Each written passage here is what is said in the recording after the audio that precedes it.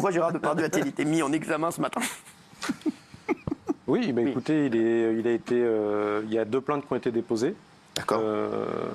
Par 2 dames, et il s'est présenté, il a été convoqué dans nos locaux au sein de la police judiciaire vers Montparnasse, et il a été placé en garde à vue, auditionné, il y a eu des confrontations, il est convoqué en octobre pour passer devant un juge et s'expliquer par rapport à son affaire.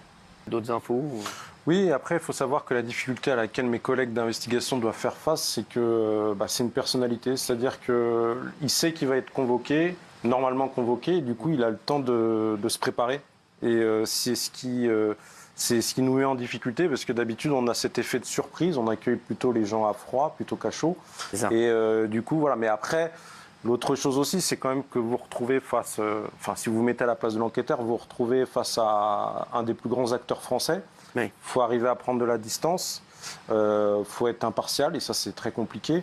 Et puis vous avez surtout la pression médiatique, la pression de la hiérarchie aussi, parce que non pas qu'on veuille forcément des résultats, mais tout le monde veut être informé jusqu'au plus haut sommet de l'État, veut être informé en temps et en heure. Est-ce que ça aurait été pareil si ça n'avait pas été Gérard Depardieu?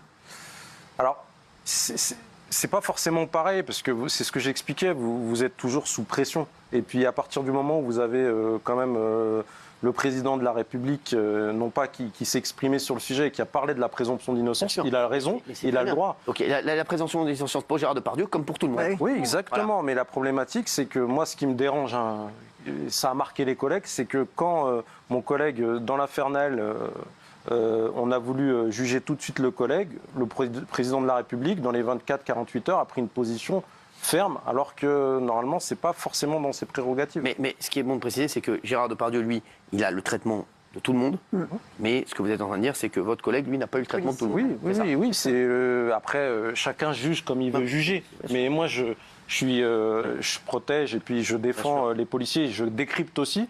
J'essaie toujours de prendre de la distance, mais la présomption d'innocence, quand vous faites une action de police, nous, c'est-à-dire qu'on est confronté à un danger, on doit prendre une décision rapidement. Là, on peut monter ou descendre. En tout cas, là, on a quand même plusieurs faits qui sembleraient peut-être avérés, respecter la présomption d'innocence, mais il y a plusieurs faits. Vous voyez ce que je veux dire ?